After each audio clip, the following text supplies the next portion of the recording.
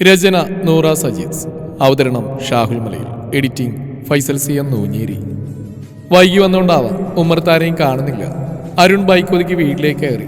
അരുൺ വന്നറിഞ്ഞ് അമ്മ വാതിൽ തുറന്നു. അമ്മ കിടന്നായിരുന്നോ? വല്ലതും കഴിച്ചോ? ഇവിടെ ആർക്കും ഒന്നും വേണ്ട, പിന്നെ എന്തിനു ഞാൻ കഴിക്കണം? അമ്മയുടെ സ്വരത്തിൽ ഇടർച്ചയുണ്ടായിരുന്നു. എല്ലാം ഉള്ളിൽ ഒതുക്കിയ വിഷമത്തിൽ അരുൺ നെടുവിൽപ്പെട്ടു. എല്ലാവർക്കും ഞാനാ തെറ്റുകാരൻ. അതും പറഞ്ഞ് അരുൺ റൂമിലേക്ക് പോയി. അരുൺ വന്നത് അറിഞ്ഞോ അറിയാതെയോ കിടക്കുകയാണ് പ്രിയ. പാതി തുറന്ന ജനലഴികളിലൂടെ വരുന്ന നിലാവ് പ്രിയയുടെ മുഖത്ത് തഴുകുന്നുണ്ടായിരുന്നു. ആ നിലാവെളിച്ചത്തിൽ കാണാമായിരുന്നു അരുൺ ആദ്യമായി അടിച്ച കൈവിരലുകളുടെ അടയാളം. പ്രിയയുടെ കവിളിൽ മായാതെ കിടക്കുന്നു. അരുൺ പ്രിയക്കരികിലിരുന്നു. പ്രിയ, ഞാൻ ഒരുപാട് ആലോചിച്ചു. ഇന്ന് എനിക്ക് നിന്നെ അടിക്കേണ്ടി വന്നു. ഇനി എനിക്കതിന് കഴിയില്ല. അതുകൊണ്ട് നമുക്ക് പിരിയാം. ഞാനൊരു വക്കീലിനെ കാണണ്ടേ പ്രിയ? നീ ഉറങ്ങിയിട്ടില്ലെന്ന് എനിക്കറിയാം. നിനക്കൊന്നും പറയാനില്ലേ? അരുൺ എണീറ്റ് ജനൽപ്പാളിലൂടെ പുറത്തേക്ക് നോക്കി നിന്നു. പ്രിയ ആദ്യമായി കണ്ടുമുട്ടിയ ദിവസം മനസ്സിലേക്ക് വന്നു. അരുണും അമ്മയും ദൂരെ ഒരു ക്ഷേത്രത്തിൽ പോയതാണ്. അന്ന് പതിവിലേറെ തിരക്കായിരുന്ന ക്ഷേത്രത്തിൽ. ദർശനം കഴിഞ്ഞ് അരുൺ അമ്മയുടെ കൈ പിടിച്ച് കാറിനടുത്തേക്ക് വരികയാണ്. തിരക്ക് കാരണം ക്ഷേത്രത്തിൽ നിന്ന് ഒരുപാട് ദൂരെയാണ് കാറ് പാർക്ക് ചെയ്തിരുന്നത്. കുറച്ചു ദൂരം വന്നപ്പോൾ മുന്നിൽ ഒരു പെൺകുട്ടി കൈകൂപ്പി നിൽക്കുന്നു. സർ, ഞങ്ങളെ സഹായിക്കണം. അരുൺ അവരെ നോക്കി. പെൺകുട്ടിയുടെ കൂടെ രണ്ട് സ്ത്രീകളുമുണ്ട്. ഒരു സ്ത്രീയുടെ കയ്യിലൊരു കുഞ്ഞുണ്ട്. എന്തോ കാര്യം? അരുൺ ചോദിച്ചു. സർ, ഇതെൻ്റെ അമ്മയാണ്. ഞങ്ങളുടെ കൂടെ ബന്ധുക്കളും നാട്ടിൽ കുറച്ച് ആളുകളുമുണ്ട്. ഞങ്ങളെല്ലാവരും കൂടെ ക്ഷേത്രത്തിൽ വന്ന ട്രാവലറിലാണ് ഞങ്ങൾ വന്നിരിക്കുന്നത്. തിരക്കായതുകൊണ്ട് ഒരുപാട് ദൂരെയാണ് പാർക്കിംഗ് കിട്ടിയത്. ഞാൻ അമ്മയുടെ കൈ പിടിച്ച് വണ്ടിയുടെ അടുത്തേക്ക് പോവുകയായിരുന്നു. ക്ഷേത്രത്തിന് മുന്നേ കുറച്ച് ദൂരെ എത്തിയിട്ടുണ്ടായിരുന്നു. അവിടെ ഈ ചേച്ചി കുഞ്ഞിനെയും കൈ പിടിച്ചെന്ന് കരയുന്നു. ചിലരവരെ ശ്രദ്ധിക്കുന്നില്ല, ചിലരവരെ വല്ലാതെ നോക്കി പോകുന്നു. അങ്ങനെ നോക്കിപ്പോരാൻ എനിക്കായില്ല. ഞാൻ അവരോട് എന്തിനാ കരയുന്നതെന്ന് ചോദിച്ചു. നാട്ടിലുള്ളവരുടെ കൂടെ ദർശനത്തിന് വന്നാണ് ഈ ചേച്ചി. ഇവരുടെ കൂടെയുള്ളവർ കാണുന്നില്ല. വണ്ടി പാർക്കിംഗ് ചെയ്ത സ്ഥലത്ത് ഇവിടെ വണ്ടിയും കാണുന്നില്ല. ഇവരുടെ കൂടെ വന്നവർ ഫോണിൽ വിളിച്ച് നോക്കി, ആർക്കും കിട്ടുന്നില്ല. റേഞ്ച് പ്രശ്നമാണെന്ന് തോന്നുന്നു. ഞാനും അമ്മയും വന്ന ട്രാവലറിൽ ഇവരെ കയറ്റാം, എന്നിട്ട് ഇവരുടെ വീട്ടിലേക്ക് വിളിച്ച് കാര്യം പറയാമെന്ന് കരുതി. ചേച്ചിയും കുഞ്ഞിനെയും കൊണ്ട് ഞാൻ ഞങ്ങളുടെ വണ്ടിയുടെ അടുത്തെത്തി. ചേച്ചിയോട് ഞങ്ങളുടെ വണ്ടി കയറാൻ പറഞ്ഞു. ഒപ്പം ഞാനും അമ്മയും കയറി. ചേച്ചി വല്ലാതെ ഭയന്നിരുന്നു, കരയുകയും ചെയ്യുന്നുണ്ട്. ചേച്ചി കുഞ്ഞിൻ്റെ അടുത്ത് നിൽക്കണ്ട, ഇവിടെ ഇരുന്നോളൂ, ഞാൻ പറഞ്ഞു. ഉടനെ വണ്ടിയുടെ ബാക്കിൽ നിന്ന് നാട്ടിലൊരു ചേച്ചി എണീറ്റ് എന്നോട് ചോദിച്ചു, ഇവരാരാ, എന്തിനാ അവരിതിൽ കയറ്റിയെന്ന്. ഞാൻ അവരോട് കാര്യം പറഞ്ഞു. 1-2 പേർക്ക് അവരതിൽ കയറ്റിയത് ഇഷ്ടമായില്ല. ഇവരിതിൽ കയറ്റാൻ പറ്റില്ല, ഇവരാരാ എന്താണെന്ന് നമുക്കറിയില്ല. ഇതിൻ്റെ പേരിൽ ഒരു പ്രശ്നം ഉണ്ടായാൽ ഉത്തരവാദിത്തം ഞങ്ങൾ ഏൽക്കില്ലെന്നൊക്കെ. അതുകൊണ്ട് അവരിപ്പോൾ ഇറക്കണമെന്ന് അവർ പറഞ്ഞു. അതുകൂടി കേട്ടപ്പോൾ ചേച്ചിയുടെ കരച്ചിലിൻ്റെ ശക്തി കൂടി. കരയുന്നതിനിടയിൽ ദയനീയമായിട്ട് അവരെന്നെ നോക്കി. അത് കണ്ടിട്ട് അവരവിടെ ഒറ്റയ്ക്ക് ഇറക്കാൻ എൻ്റെ മനസ്സ് അനുവദിച്ചില്ല. അപ്പോഴേക്കും സമയം 7 മണിയായിരുന്നു. നാളെ നിങ്ങൾക്കോ നിങ്ങളുടെ മക്കൾക്ക് ഈ അവസ്ഥ വന്നാൽ ഇന്ന് നമ്മൾ ആരെ സഹായിച്ചുവോ നാളെ നമുക്ക് തിരിച്ചു കിട്ടും. ആ നേരത്ത് ദൈവം ആരെങ്കിലും അവിടെ എത്തിക്കും. അത് ഓർക്കുന്നത് നല്ലതാണെന്ന് പറഞ്ഞു. എൻ്റെ അമ്മയുടെയും കാശ് എത്രയാണെന്ന് ചോദിച്ച് ഡ്രൈവറെ ഏൽപ്പിച്ചു. ഞാൻ അമ്മയും കൊണ്ട് ആ ചേച്ചിയുടെ കൂടെ വണ്ടിയിൽ നിന്ന് ഇറങ്ങി. അപ്പോഴാണ് നിങ്ങളെ കാണുന്നത്. ഇത് കേട്ടത് അരുണിൻ്റെ അമ്മ പറഞ്ഞു, മോൾ ഇവരെ കൊണ്ടുപോവാ, ഞങ്ങൾ കൊണ്ടുവിടാം, ഇവരെയും നിങ്ങളെയും. ചേച്ചി, കൂടെയുള്ളവരാ നമ്പർ എന്താ, ഞാൻ ഒന്ന് വിളിക്കട്ടെ? അരുൺ പറഞ്ഞു. അരുൺ വിളിച്ചു. കോള് പോകുന്നുണ്ടായിരുന്നില്ല. ചേച്ചി വിഷമിക്കണ്ട, ഞാൻ കൊണ്ടുവിടാം, എവിടെയാണെങ്കിലും. അരുൺ അവരുമായി കാറിനടുത്തേക്ക് എത്തി. ഡോറ് തുറന്നു കൊടുത്തു. അരുൺ പറഞ്ഞു, കയറിക്കോളൂ. അരുൺ കാറെടുത്ത് കുറച്ച് ദൂരം പോയപ്പോഴേക്കും ഒരു കോൾ വന്നു. ഹലോ, നിങ്ങൾ ആരാ? ഇതിലേക്ക് കോളൊന്നുണ്ടല്ലോ. ഹലോ, ഞാൻ അരുൺ. നിങ്ങളുടെ കൂടെ ഉണ്ടായിരുന്ന ചേച്ചിയും കുഞ്ഞ് ഞങ്ങളുടെ കൂടെ ഉണ്ട്. നിങ്ങളെ കാണാൻ ചേച്ചി വല്ലാതെ ഭയന്ന് കരയുകയായിരുന്നു. ഞാൻ അവരെൻ്റെ വണ്ടി കയറ്റിയിട്ടുണ്ട്, പേടിക്കാനൊന്നുമില്ല. നിങ്ങൾ എവിടെയാണ്? ഞാൻ നിങ്ങളെ വെയിറ്റ് ചെയ്യാം, അരുൺ പറഞ്ഞു. ചേച്ചിയെ കാണാതെ അവരും പരിഭ്രമിച്ചിരുന്നു. അതുകൊണ്ട് അവരും വൈകിയിരുന്നു ക്ഷേത്രത്തിൽ നിന്നിറങ്ങാൻ. അടുത്തുള്ളൊരു പെട്രോൾ പമ്പ് പറഞ്ഞു കൊടുത്തു അരുൺ. അതിനടുത്ത് അരുൺ അവരെ വെയിറ്റ് ചെയ്തു. അല്പസമയത്തിനുള്ളിൽ അവരെത്തി. ഒരുപാട് നന്ദിയുണ്ട്, അവർ പറഞ്ഞു. ഞങ്ങളോട് യാത്ര പറഞ്ഞ് ചേച്ചി കുഞ്ഞിനെയും കൊണ്ട് അവരുടെ കൂടെ പോയി. അതെ, എന്നെ അമ്മയെ അടുത്തുള്ള ബസ് സ്റ്റാൻഡിൽ ഇറക്കി തന്നാൽ മതി കേട്ടോ, ഞങ്ങൾ അവിടുന്ന് ബസ്സിന് പോയിക്കോളാം, കൂടെ ഉണ്ടായിരുന്ന പെൺകുട്ടി പറഞ്ഞു. അരുൺ അതിനെ സമ്മതിച്ചില്ല. പോകുന്ന വഴിക്കാനുള്ള വീട്, അവിടെ ഇറക്കി തരാം, അരുൺ പറഞ്ഞു. ഇത്ര നേരമായിട്ട് മോളുടെ പേര് ചോദിക്കാൻ വിട്ടു. മോളുടെ പേരെന്താ? അരുണിൻ്റെ അമ്മ ചോദിച്ചു. എൻ്റെ പേര് പ്രിയ. പ്രിയ എന്ത് ചെയ്യുക? ഞാൻ BSc സൈക്കോളജിയാണ് പഠിച്ചത്. ജോലിയൊന്നും ആയില്ല. ഞാൻ അരുൺ, ഇതെൻ്റെ അമ്മ ശാരദ. ഞാൻ സ്നേഹം കുടുംബം ശാരദാമ്മയെന്ന് വിളിക്കും. പ്രിയ അമ്മയും ചിരിച്ചു. അച്ഛനും സ്കൂൾ അധ്യാപകനായിരുന്നു. ഞാൻ B.Ed പഠിക്കുമ്പോഴാണ് അച്ഛൻ്റെ മരണം. പിന്നെ ആ ജോലി എനിക്ക് കിട്ടി, അരുൺ പറഞ്ഞു. സംസാരിച്ച സമയം പോയത് അറിഞ്ഞില്ല. പ്രിയയുടെ വീടിനടുത്ത് എത്തിയിരുന്നു. പ്രിയ ഫോണെടുത്ത് അച്ഛനെ വിളിച്ചു. അച്ഛാ, ഞങ്ങൾ വീടിനടുത്തെത്തി, വാതിൽ തുറന്നോളൂ. ശരി മോളെ. അച്ഛൻ കോള് കട്ട് ചെയ്തു. അവർ പ്രിയയുടെ വീട്ടിലെത്തി. അരുൺ, അമ്മയെ കൊണ്ട് ഇറങ്ങും, നല്ല യാത്രാക്ഷീണുണ്ടാവും, റെസ്റ്റ് എടുത്തിട്ട് പോവാം, ഞാൻ നല്ലൊരു കട്ടൻ ചായ ഇട്ട് തരാം, പ്രിയ പറഞ്ഞു. അച്ഛൻ ഉമ്മറത്തന്നെ നിൽപ്പുണ്ട്. പ്രിയ അച്ഛനോട് പറഞ്ഞു. എന്താ അച്ഛാ നോക്കുന്നത്? എന്താ നോക്കുന്നത്? പോയ വണ്ടിയിലല്ലോ വന്നതെന്നല്ലേ? ഇതൊക്കെ ആരെന്നൊക്കെയല്ലേ ഓർക്കുന്നത്? എല്ലാം പറയാം. അച്ഛനും ഒരകത്തേക്ക് വിളിക്കുക. വാ കേറിയിരിക്കേ. അച്ഛൻ അവരെ ക്ഷണിച്ച്. അരുൺ അമ്മയെ വിളിച്ച് പ്രിയയുടെ വീട്ടിലേക്ക് കയറി. നിങ്ങൾ സംസാരിക്കുക, ഞാൻ പോയി ചായ എടുക്കാം. പ്രിയ അടുക്കളയിലേക്ക് പോയി. ഇങ്ങനെയും പെൺകുട്ടികൾ ഉണ്ടാകുമോ? എന്തൊരു സ്മാർട്ട്. ഇന്ന് ഇതുപോലുള്ള പെൺകുട്ടികളെ കാണാൻ ബുദ്ധിമുട്ടാണ് അരുൺ മനസ്സിലോർത്ത്. പ്രിയയുടെ അച്ഛനും അമ്മയും എന്ത് നല്ല സ്വഭാവമാണ്. കുറച്ച് സമയം കൊണ്ട് ഏറെ നാളിലെ പരിചയം പോലെ തോന്നി. അപ്പോഴേക്കും പ്രിയ ചായ കൊണ്ടുവന്നു. അരുൺ പ്രിയ അപ്പോഴാണ് ശരിക്കും കാണുന്നത്. മനസ്സുപോലെ തെളിമയാർന്ന മുഖം. പ്രിയയുടെ വീട്ടിൽ നിന്ന് ഇനി ഒരുപാട് ദൂരമുണ്ട് അരുണിന്റെ വീട്ടിലേക്ക്. അരുൺ അമ്മയെ യാത്ര പറഞ്ഞിറങ്ങി. അരുണിന്റെ മനസ്സിൽ പ്രിയയെക്കുറിച്ചുള്ള ചിന്തകളായിരുന്നു. പിറ്റേന്ന് രാവിലെ അരുൺ ജോലിക്ക് പോകാൻ റെഡിയാവുന്നു. അമ്മേ ചായ. വന്ന് കഴിച്ചോളൂ, എടുത്തു വെച്ചിട്ടുണ്ട്. അരുൺ കഴിക്കാൻ വന്നു.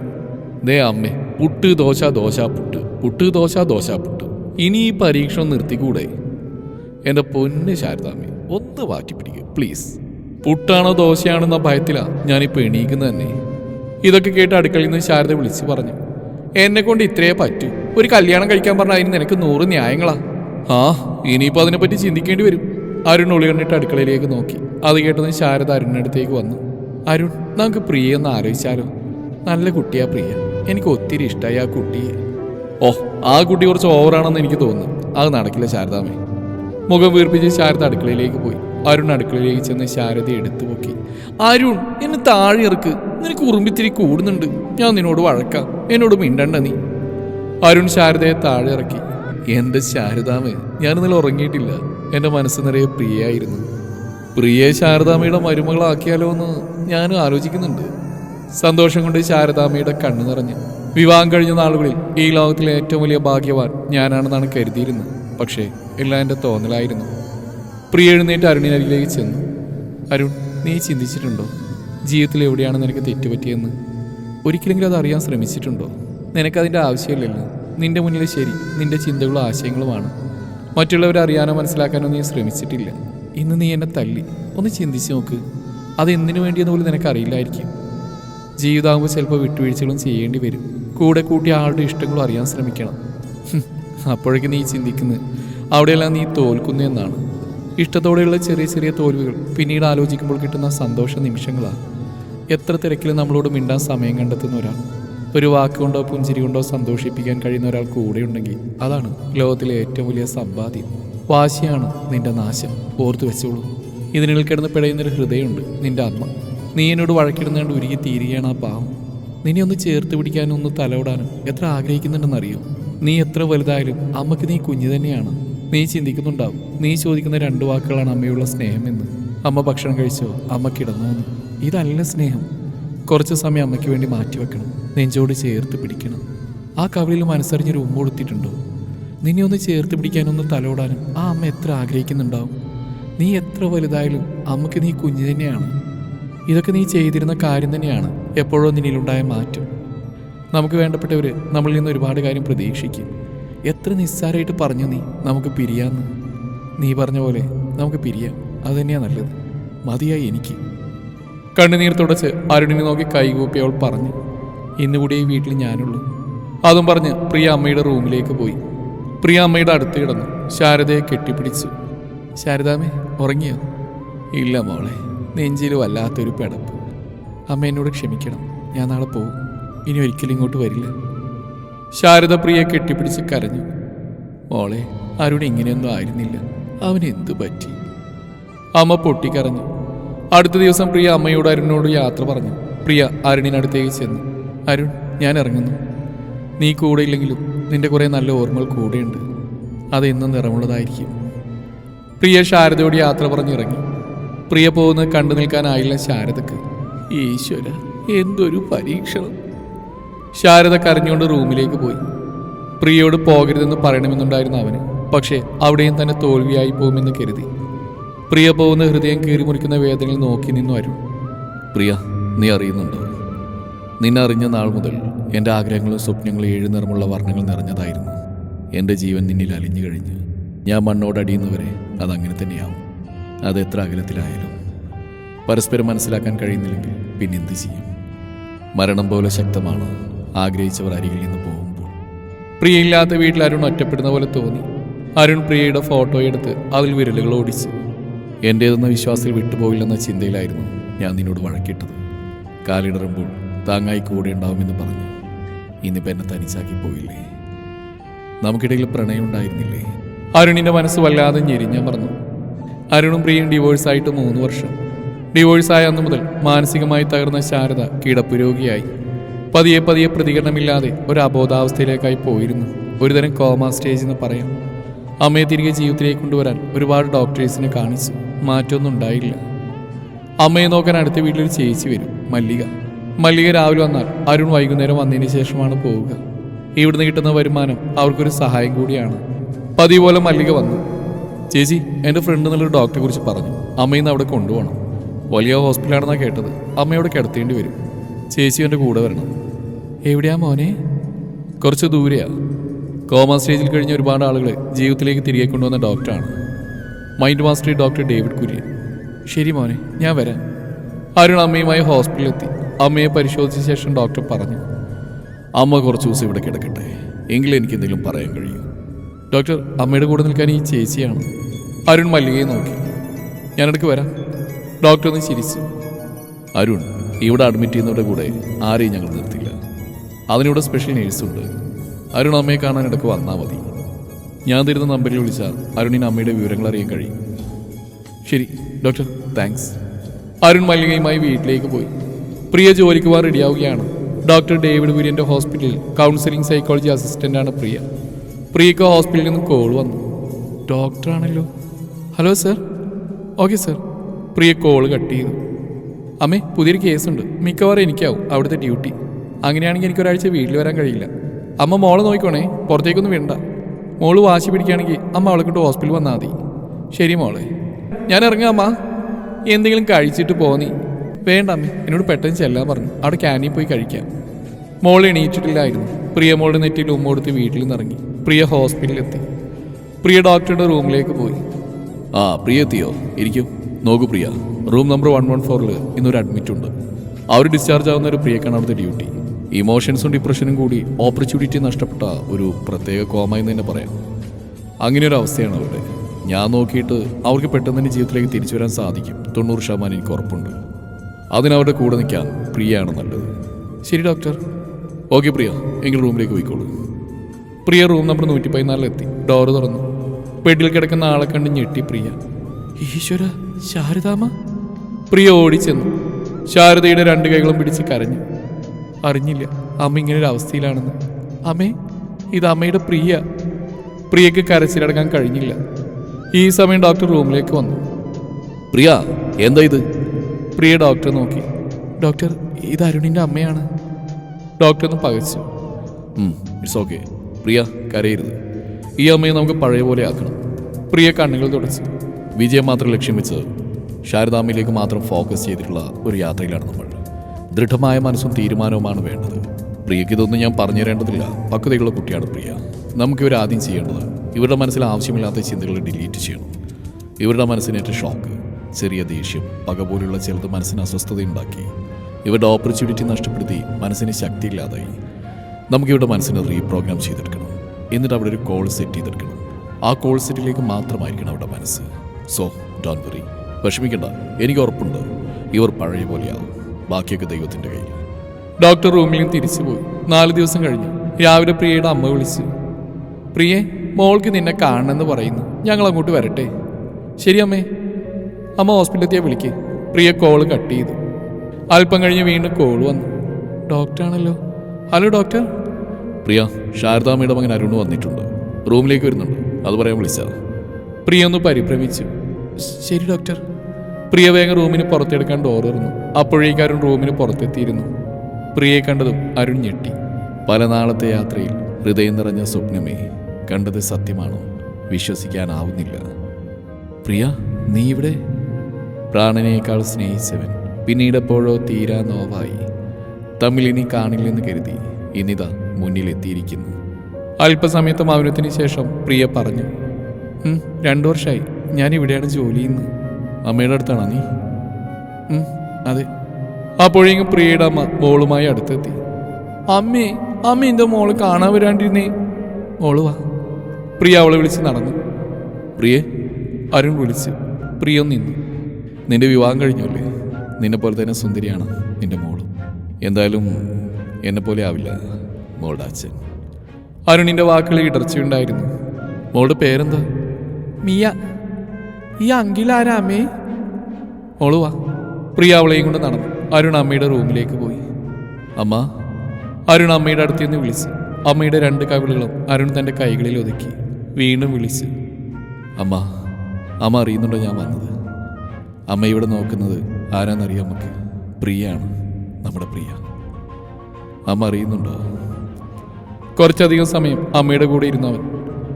ഞാൻ പോട്ടെ അമ്മേ, ഞാൻ വരാം. നെറ്റിയിൽ ഉമ്മ വെച്ച് അരുൺ പുറത്തേക്ക് നടന്നു. പ്രിയ ഒന്നുകൂടി കാണാൻ ആഗ്രഹമുണ്ടായിരുന്നു. ചുറ്റിനും നോക്കി, കണ്ടില്ല. അരുൺ ഡോക്ടറുടെ റൂമിലേക്ക് നടന്നു. അരുൺ ഇരിക്കും, ഡോക്ടർ പറഞ്ഞു. ഡോക്ടർ അമ്മയുടെ അവസ്ഥ. അരുൺ വിഷമിക്കേണ്ട, മനസ്സിനേറ്റ ഷോക്ക് അതാണ് അവരെ കിടത്തിയത്. അവരുടെ ഉള്ളിൽ എല്ലാം അറിയുന്നുണ്ട്. തീർച്ചയായിട്ടും ശാരദാമ്മയെ നമുക്ക് ജീവിതത്തിലേക്ക് കൊണ്ടുവരാൻ സാധിക്കും. അരുൺ സമാധാനമായിട്ട് പോയിക്കോളൂ. അരുൺ യാത്ര പറഞ്ഞിറങ്ങി. ദിവസങ്ങൾ കടന്നുപോയി. ശാരദാമ്മയുടെ വിരലുകൾക്കിടയിലൂടെ മസാജ് ചെയ്തുകൊണ്ടിരിക്കുകയാണ് പ്രിയ. പെട്ടെന്ന് വിരലുകൾക്കൊരു അനക്കം പോലെ തോന്നി. പ്രിയ ശാരദാമ്മയുടെ മുഖത്തേക്ക് നോക്കി. കണ്ണുകൾ ഒഴുകുന്നുണ്ട്. അമ്മേ, അമ്മേ, അമ്മയ്ക്ക് ഞാൻ വിളിക്കുന്നത് കേൾക്കാമോ? മറുപടി എന്നോണം ശാരദ വിരലുകൾ ഇളക്കി. സന്തോഷം കൊണ്ട് പ്രിയയുടെ കണ്ണുകൾ നിറഞ്ഞു. പ്രിയ ഫോണെടുത്ത് ഡോക്ടറെ വിളിച്ചു. ഡോക്ടർ, പെട്ടെന്ന് റൂമിലേക്ക് വരണം. ശാരദാമ്മ വിരലുകൾ അനക്കുന്നു, കണ്ണുനീര് വരുന്നുണ്ട്. ഡോക്ടർ പെട്ടെന്ന് റൂമിലേക്ക് വന്നു. ശാരദയുടെ കൈകൾ പിടിച്ച് നോക്കി. കണ്ണുകൾ വിടർത്തി കണ്ണുകളിലേക്ക് നോക്കി. ഒരു മാറ്റത്തിന്റെ തിളക്കം കണ്ണുകളിൽ കാണാൻ കഴിഞ്ഞു. പ്രിയ, ഇവർ പ്രതീക്ഷിക്കുന്ന ആൾ ഇവരുടെ അടുത്തുണ്ടായപ്പോഴുള്ള മാറ്റമാണ്. ഇത് നല്ലൊരു ലക്ഷണമാണ്. പ്രിയ ആക്ച്വലി വെയർ മാനുഫാക്ചർ പ്രോബ്ലം. അതായത് തനിയുണ്ടായ പ്രശ്നമല്ല, പലതിൽ നിന്നുണ്ടായ മാറ്റമാണ് ഇവിടെ സംഭവിച്ചത്. ഇവർക്ക് നഷ്ടപ്പെട്ട എന്തോ, ഇവരാഗ്രഹിക്കുന്ന എന്തോ തിരിച്ചു കിട്ടിയെന്ന തോന്നൽ, അതാണ് ഇവരുടെ മാറ്റം. ശരി പ്രിയ, ഞാൻ പോട്ടെ. ഇവരുടെ മാറ്റം ഇവരുടെ മകനെ അറിയിക്കണം. സന്തോഷം കൊണ്ട് പ്രിയ അമ്മയുടെ കൈകൾ പിടിച്ച് കരഞ്ഞു. ഓരോ ദിവസം കഴിയുന്തോറും ശാരദയിൽ നല്ല മാറ്റമുണ്ടായി തുടങ്ങി. അരുൺ ഹോസ്പിറ്റലിൽ വന്നു. അമ്മയുടെ അടുത്തേക്ക് പോയി. റൂമിൽ ഡോക്ടറുണ്ട്. അമ്മയെ സൈഡ് ചാരി ഇരുത്തുന്നു പ്രിയ. അരുൺ, അമ്മയെ കണ്ടോളൂ, അമ്മയോട് നിങ്ങൾ സംസാരിച്ചോളൂ. അമ്മ ഉഷാറാണ്. ഡോക്ടർ ചിരിച്ചു. അരുൺ ശാരദയുടെ അടുത്തിരുന്നു. ശാരദ അരുണിനെ വല്ലാതെ നോക്കുന്നു. അമ്മ എന്തെങ്കിലും നോക്കുന്നേ? ഞാൻ അരുണ. അമ്മയ്ക്ക് മനസ്സിലായില്ല എന്നെ? അമ്മയുടെ എല്ലാ അസുഖവും മാറി. വീട്ടിലേക്ക് പോകണ്ടേ നമുക്ക്? അരുണിന്റെ കണ്ണുകൾ നിറഞ്ഞു. അമ്മ, അമ്മേനോട് എന്തെങ്കിലും പറ അമ്മ. എത്ര നാളെ അമ്മയുടെ ആ ശബ്ദം ഒന്ന് കേട്ടിട്ട്. മോനെ. അരുൺ അമ്മയെ കെട്ടിപ്പിടിച്ച് കരഞ്ഞു. ഡോക്ടർ അരുണിന്റെ പുറത്തെട്ടി. അരുൺ, ഇനി എന്തിനാ കരയുന്നത്? സന്തോഷമായില്ലേ? ശാരദാമ്മയെ തിരിച്ചു കിട്ടിയില്ലേ? അരുൺ കൈകൂപ്പി ഡോക്ടറോട് പറഞ്ഞു. ഡോക്ടർ, എങ്ങനെ നന്ദി പറയണമെന്ന് എനിക്കറിയില്ല. ആരോട് പറയണമെന്നറിയില്ല. നന്ദി ഒരുപാട്. അരുൺ, ഇത് എൻ്റെ മാത്രം കഴിവല്ല, ദൈവത്തിൻ്റെ കൂടിയാണ്. മാത്രമല്ല, പ്രിയയുടെ സാമീപ്യമാണ് ശാരദയിൽ പെട്ടെന്നൊരു മാറ്റം ഉണ്ടാക്കിയത്. ശാരദാമ്മയുടെ കേസ് പോലെ ഒരുപാട് ആളുകളെ ജീവിതത്തിലേക്ക് കൊണ്ടുവന്നിട്ടുണ്ട് ഞാൻ. 2 വർഷമായിട്ട് പ്രിയയും അതിലൊരു ഭാഗമാണ്. അതിനുള്ള കഴിവ് പ്രിയയ്ക്കുണ്ട്. ഈ അരുണിൻ്റെ അമ്മയിലും വന്ന മാറ്റത്തിൻ്റെ കാരണവും പ്രിയയാണ്. അറിയാം ഡോക്ടർ, ഞാനത് മനസ്സിലാക്കാൻ വൈകി. അരുൺ പ്രിയയെ നോക്കി. ഒരിക്കലും മറക്കില്ല ചെയ്ത തെറ്റുകൾക്ക് മാപ്പ്. അരുൺ പൊട്ടിക്കരഞ്ഞു. പ്രിയ, ഇങ്ങ വാ. അമ്മ വിളിച്ചു. പ്രിയ അടുത്തു വന്നു. പ്രിയയുടെ കൈ പിടിച്ച് അമ്മ അരുണിൻ്റെ കൈകളിൽ വെച്ചു. അമ്മേ. അരുൺ പെട്ടെന്ന് കൈവലിച്ചു. അമ്മ എന്തൊക്കെയായി കാണിക്കുന്നു? മറ്റൊരാളുടെ കുഞ്ഞിൻ്റെ അമ്മയാണ് പ്രിയ. അമ്മ ചിരിച്ചു. പ്രിയ എന്നോടെല്ലാം പറഞ്ഞു. അന്ന് പ്രിയ നമ്മളെ വിട്ടു പോകുമ്പോൾ അവളുടെ വയറ്റിൽ നിന്റെ ജീവന്റെ തുടിപ്പ് വളരുന്നുണ്ടായിരുന്നു. മിയ, അവള് നിന്റെ മോളാ. അരുണിന് വാക്കുകൾ കിട്ടുന്നില്ല. കേട്ടത് സത്യമാണോ? വിശ്വസിക്കാൻ പറ്റുന്നില്ല. പ്രിയ അരുണിനെ നോക്കി. അവൾ കരയുകയാണ്. ഒരിക്കലും നിന്റെ ജീവിതത്തിലേക്ക് വരില്ലെന്ന് കരുതിയതാ. അതുകൊണ്ടാ നിന്നിൽ നിന്നെല്ലാം മറച്ചു വെച്ചത്. ഡോക്ടർ അരുണിൻ്റെ അടുത്തേക്ക് നടന്നു. അരുണിന്റെ ഷോൾഡറിൽ കൈവച്ച് പറഞ്ഞു. അരുൺ, നീയും പ്രിയയും ഡിവോഴ്സായി. പ്രിയ വേറെ വിവാഹം കഴിച്ചിട്ടില്ല. നിങ്ങളുടെ മകളാണ് മിയ. ഈശ്വര, എൻ്റെ മോള്. അറിഞ്ഞില്ലല്ലോ ഞാൻ. അരുൺ പ്രിയയെ നെഞ്ചോട് ചേർത്ത് കരഞ്ഞു. എല്ലാം എൻ്റെ തെറ്റാ. ഇനി ഒരിക്കലൊരു വാക്കുകൊണ്ട് പോലും നിന്നെ ഞാൻ വേദനിപ്പിക്കില്ല പ്രിയ. ഡോക്ടർ അരുണിനോട് പറഞ്ഞു. ഒരു മനുഷ്യൻ തൻ്റെ തെറ്റുകൾ മനസ്സിലാക്കി ക്ഷമ ചോദിക്കുമ്പോഴാണ് അയാൾ യഥാർത്ഥ മനുഷ്യനാവുന്നത്. ശാരദാമ്മയെ ഡിസ്ചാർജ് ആക്കിയിട്ടുണ്ട്. നിങ്ങളുടെ കൂടെ പ്രിയയും മോളെയും കൊണ്ടുപോയിക്കോളൂ. ജീവിതം ഒരു യാത്രയാണ്. ആ യാത്രയിൽ സന്തോഷത്തോടെ മുന്നോട്ട് പോവുക. ഒരിക്കൽ പുഞ്ചിരിയോടെ ഓർത്തിരുന്ന നിമിഷങ്ങൾ ഇനി എന്നും അത് അങ്ങനെ തന്നെയാവും. ജീവിതത്തിലെ ഏറ്റവും വലിയ സമ്പാദ്യം അത് സന്തോഷമാണ്. ഒരിക്കലും തിരിച്ചു കിട്ടില്ലെന്ന് കരുതിയ 2 വ്യക്തികളാണ് എനിക്ക് കിട്ടിയിരിക്കുന്നത്. കൂടെ എന്നിൽ ഉതിർന്ന എൻ്റെ മകൾ. കരുതലും സ്നേഹവും വാത്സല്യവും കലർത്തി ഊട്ടണം. ഒരായുഷ്കാലം മുഴുവൻ സ്നേഹവാത്സല്യം ഒട്ടുമേ കുറയാതെ നൽകണം. ഡോക്ടറോട് യാത്ര പറഞ്ഞിറങ്ങിയ അരുൺ ഈ 2 കൈകളും എന്നും എൻ്റെ നെഞ്ചോട് ചേർത്ത് വയ്ക്കും. പ്രിയയും അമ്മയും ചേർത്ത് പിടിച്ചരുൺ നടന്നു. ജോലി കളയരുത്, നല്ലൊരു ഭാവി പ്രിയയിൽ ഞാൻ കാണുന്നുണ്ട്. ഡോക്ടർ എപ്പോൾ വിളിച്ചാലും ആ നിമിഷം പ്രിയ ഞാനിവിടെ എത്തിക്കും. ഇനി ഈ ഒഴുക്കിൻ്റെ താളത്തിൽ ജീവിക്കണം എനിക്ക്. ഇപ്പോഴാണ് ലോകത്തിലെ ഏറ്റവും വലിയ ഭാഗ്യവാൻ ഞാനായത്.